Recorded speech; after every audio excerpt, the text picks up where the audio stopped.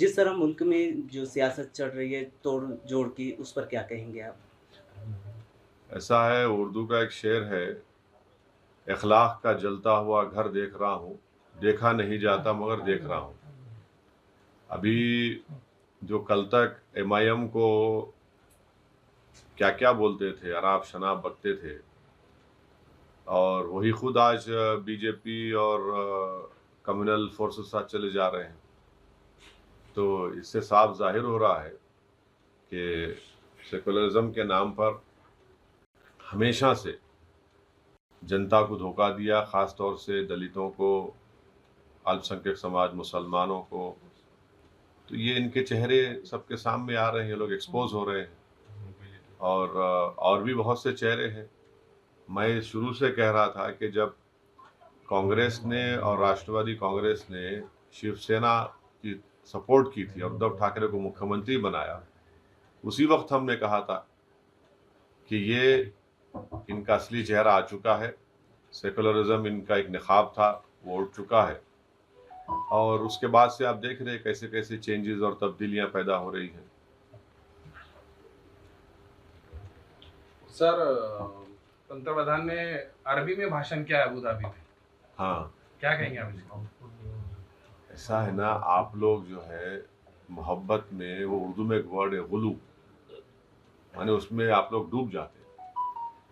अब वो सामने अगर टेलीप्रॉम्प्टर रहा, वो देख के बोल दिए अच्छा करे, क्या है उसमें? उसमें क्या आप लोग इतना क्यों आसमान सर उठा ले रहे? मैं भी थोड़ी बहुत कुरान पढ़ दूँ, आयत पढ़ दूँ, तो उसमें क्या है?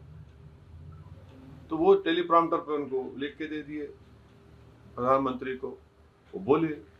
और दुबई जो है हमारा स्ट्रेटेजिक पार्टनर बना हुआ है और दुबई में भारत के बहुत बड़ी तादाद में लोग रहते हैं। वहाँ से बहुत बड़ा हमको फॉरेन एक्सचेंज आता है और तीसरा दुबई एक बहुत बड़ा भारत का ट्रेड पार्टनर भी है। तो ये बात है। जी, सर मुल्क में कई जगह पर बड़े-बड़े आंदोलन हो रहे हैं, उसे आप किस तरह देख सकते हैं? देखिए, जहाँ तक आप फार्मर एजुटेशन की बात कर रहे हैं, मेरा मानना ये है कि एमएसपी के ताल्लुक से कानून बनना चाहिए। स्वामीनाथन साहब की जो रिकमेंडेशन है उसको कबूल करना चाहिए और तीसरा अगर कोई प्रोटेस्ट करना चाहता है, तो उनको प्रोटेस्ट करने की जगह दीजिए आप दिल्ली में।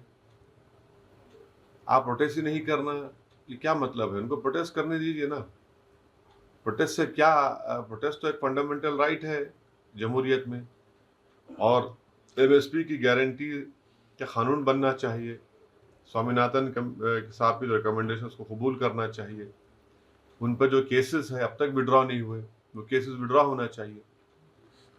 बीजेपी का ये कहना है कि 370 के पार हमें इस बार जाना जाना है।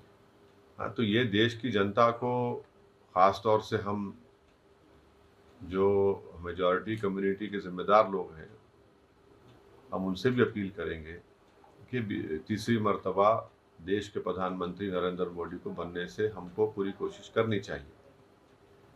जहाँ तक हमारा ताल्लुक़ है, हम तो कोशिश करते आ रहे हैं। अब ये जो पॉलिटिकल पार्टीज़ जो अपने आप को सेक्युलर बोलती हैं, उनमें खुद एक अफरा-तफरी का माहौल बना हुआ है।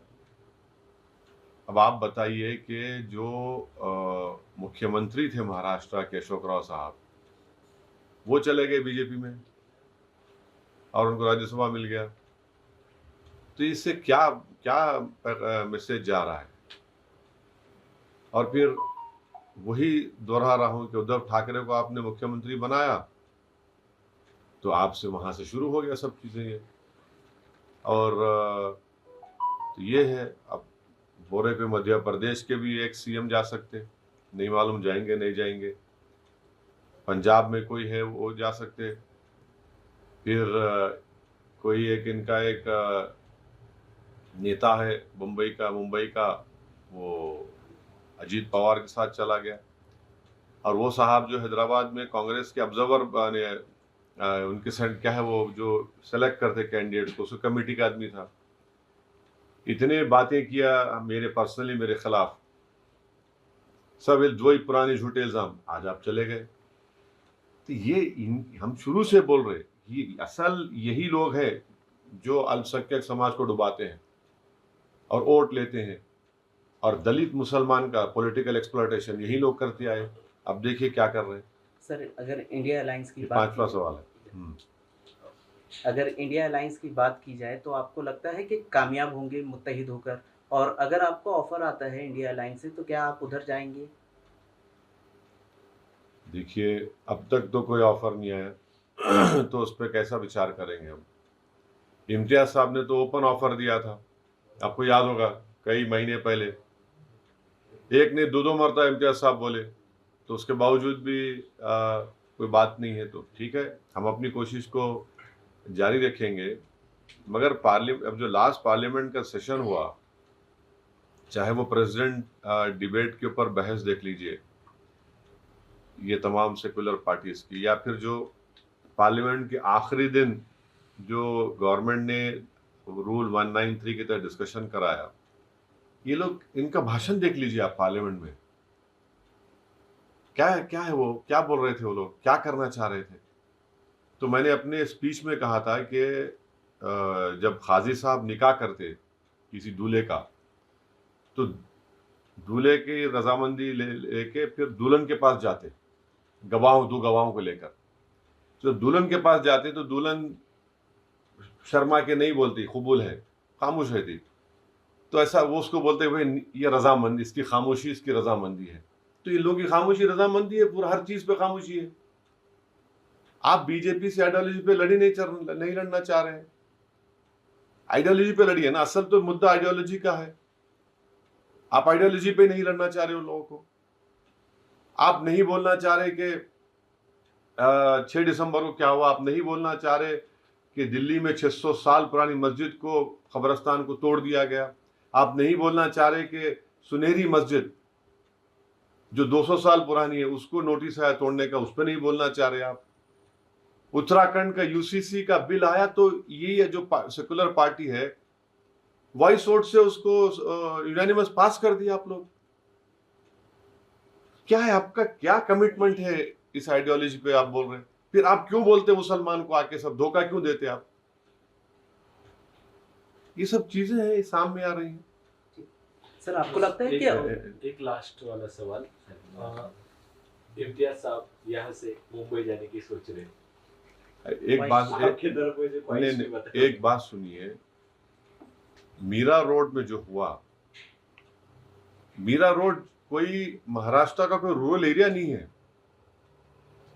मीरा रोड जो है कोई नगर के पास ऐसा एक मस्जिद के अंदर पथराव हुआ, वहां पर एक बच्चा का इंतकाल भी हो गया।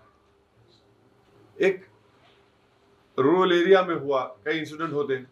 आप तो मुंबई शहर में बुलडोजर लगाकर घर को तोड़ दिए, कारखाने को तोड़ दिए। वन साइड एक्टिविटी आपने किया, एक्शन लिया। कितने पीड़ित परिवार के लोग मुझे इम्तियाज साहब को फोन करके रो रहे थे कि साहब कोई तो आओ, कोई नहीं है हमारे पास।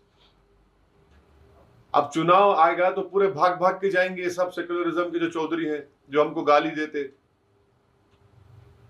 काश इम्तियाज साहब वो तमाम फोन रिकॉर्डिंग जो बातें फोन पे किए रिकॉर्ड कर लेते तो हर एक की आंख में आंसू आ जाते।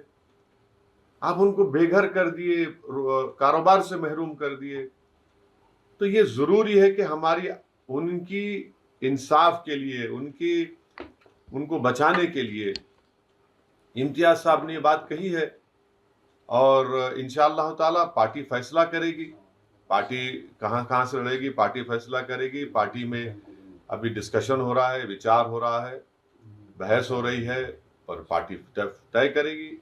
औरंगाबाद के ताल्लुक से तो मैं तो औरंगाबाद की आवाम को सलाम करता हूँ और ज़िंदगी भर मैं उनका एहसानमंद रहूँगा कि उन्होंने एक बेहतरीन एमपी को यहाँ से उन्होंने इलेक्ट किया। और इम्तियाज़ जलील साहब का 5 साल का आप उनका परफॉर्मेंस देखेंगे पार्लियामेंट के अंदर, सबसे ज़्यादा सवालात इम्तियाज़ जलील और मैं पूछे। हर मसले पर इम्तियाज़ जलील साहब अपनी पार्लियामेंट में बात को उठाए। महाराष्ट्र का मसला हो, इम्तियाज़ जलील साहब सबसे आगे रहे। धनगर रिजर्वेशन का मसला हो, इम्तियाज़ जलील साहब बोले उस पर। मराठा रिजर्वेशन पे इम्तियाज़ जलील साहब बोले। महाराष्ट्र में जो मुसलमानों में जो बैकवर्ड कास्ट है उनको रिजर्वेशन दो, इम्तियाज जलील साहब बोले। महाराष्ट्र के किसानों का मसला आया, इम्तियाज जलील साहब बोले।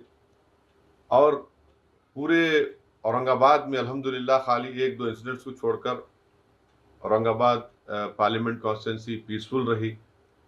और औरंगाबाद की तारीख में, बल्कि महाराष्ट्र की तारीख में एक बहुत बड़े दंगे को होने से इम्तियाज जलील ने बचा लिया।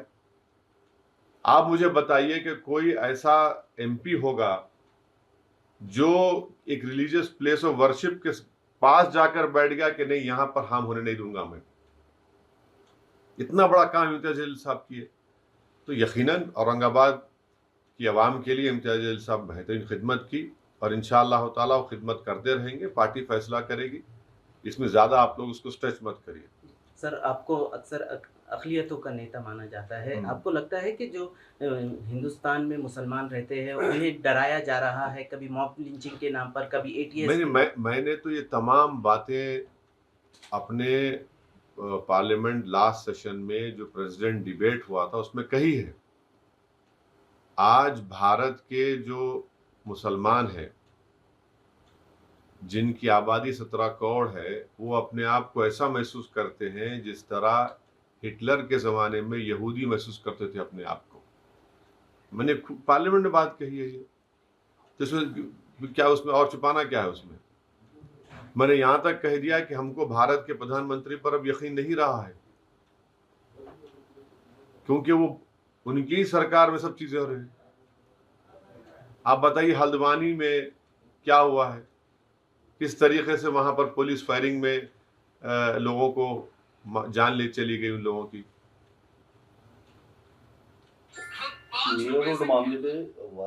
मीरा रोड मामले पे वारिस पठान साहब को भी कल नोटिस दी गई, उनको नहीं जाने दिया गया। तो आप क्या जाएंगे वहाँ पर? क्यों, तो वहाँ काफी लोगों की। नहीं, हम जाएंगे, क्यों नहीं जाएंगे, बराबर जाएंगे। अरे भाई, हम ही तो जा रहे हैं।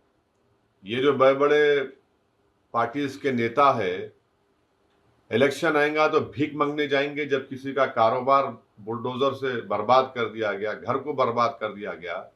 ये लोग बेशरम है, ये लोग कि इंसान की तकलीफ इनको दिखती नहीं, वोट के लिए जाकर अपनी गरज के लिए खुदगर्ज लोग हैं ये लोग। वन साइडेड एक्शन शिंदे सरकार ने ली, मैं उसे कंडेम करता हूं। बुलडोजर चलाते आप, इतने साल से क्या कर रहे थे?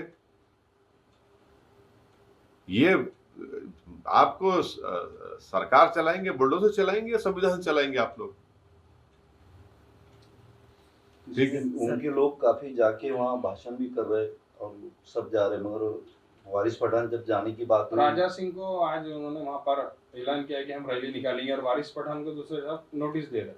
यही तो हम बता रहे हैं। जितने महाराष्ट्र में क्या है, लव जिहाद के ऊपर 30-40 मीटिंगें हुई पूरे महाराष्ट्र में, उसमें कितनी गंदी बातें कही गई, प्रोवोकेटिव बातें कही गई। यहाँ की शिंदे सरकार तो आंख मूंझ के बैठी थी कि हाँ चलो, उनकी सरपरस्ती हासिल थी। सुप्रीम कोर्ट में कोई केस डालता तो इनको केस बुक करना पड़ा। जब कभी भी कोई इस तरह का पब्लिक मीटिंग होती, पर थोड़े दिन पहले सुप्रीम कोर्ट में केस आया जिसे सुप्रीम कोर्ट ने कहा कि अगर इसमें कोई अनाप शनाप इलीगल बातें कहेंगे तो एक्शन लो। ये तो पूरा कर रहे हैं ना भाई, ये फाशिज्म है, ये मेजॉरिटेरियन पॉलिटिक्स का आप बेहतरीन मिसाल देख रहे हैं। अब वही तो शुरू में कहा था आपसे कि आइडियोलॉजी पर तो मुकाबला नहीं हो रहा है ना। मुसलमानों से यही कहा जा रहा है कि तुम गूंगे, अंधे और बहरे बन के बैठो और इलेक्शन जब आएगा निकल के हमारे को सेकुलरिज्म के नाम पे वोट दे दो और खामोश बैठो। हम बर्बाद हो रहे हैं। अरे भाई, दिल्ली में 600 साल की मस्जिद के बाजू कब्रस्तान था, आप जाकर देखिए, विजुअल्स है। कब्रस्तान को डेमोलिश करे तो मुसलमानों के लाशों में कफन बाहर निकल कर आ गया उसमें। इतनी बेइज्जती, ये कोई तरीका है? तो ये हर जगह इसी हो रहा है। वारिस पठान को रोकेंगे, एमआईएम के कार्यकर्ता को नहीं जाने देंगे, मगर जो आरएसएस बीजेपी के वो जाएंगे, वो जाकर जख्म पर नमक फेंकेंगे।